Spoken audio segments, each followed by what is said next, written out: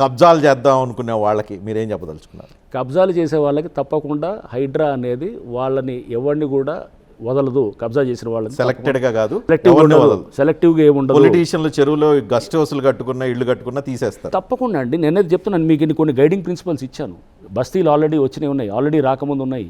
So బస్తీలు వచ్చినటువంటియో లేకపోతే already కట్టిన గుండెల్లో నిద్రపోతానని చెప్తారా? నేను అంత పెద్ద పెద్ద మాటలు నిద్రపోతాను, నీ గుండెలు వీకిన బంటును ఇట్లా నేనేం చెప్పట్లేదు. నేను పేదవాడు ప్రశాంతంగా నిద్రపోవడానికి అవకాశం ఇస్తారా? పేదవాళ్ళ అనే వాళ్ళ జోలికి హైడ్రా వెళ్ళదు. ఆ భరోసా ఎప్పుడు ఇస్తున్నాం. Bathukammakunta is the best. Middle class వాడు ఇల్లు కట్టుకుంటే వాడు బిల్డింగ్ పర్మిషన్ ఉందా లేదా, దీనికి హైడ్రా పర్మిషన్ వెళ్ళి తెచ్చుకోవాలా లేదా అని కంగారు పడకుండా కూర్చోవచ్చా ప్రశాంతంగా?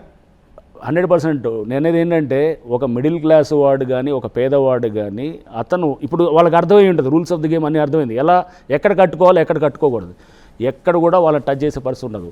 మీరు ఎవరన్నా కానీ కొంతమంది, అందరు కాదు, పావులు అవ్వద్దు. వెనకాల ఉండి నడిపించే వాళ్ళు ఎవరు మిమ్మల్ని వచ్చి గుడిసెలు వేసుకొని మేము చూసుకుంటాం అంటే కనుక అట్లాంటి వాటిలో పావులు అవ్వద్దు.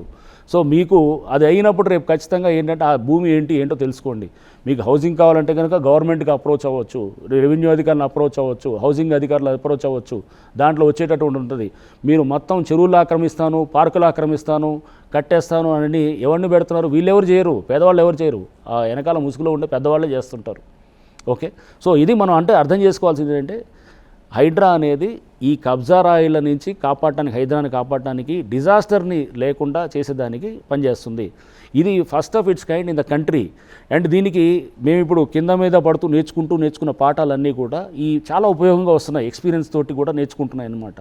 సో రేపు ఇది కంట్రీకి ఒక మంచి ఇది అవుతుంది.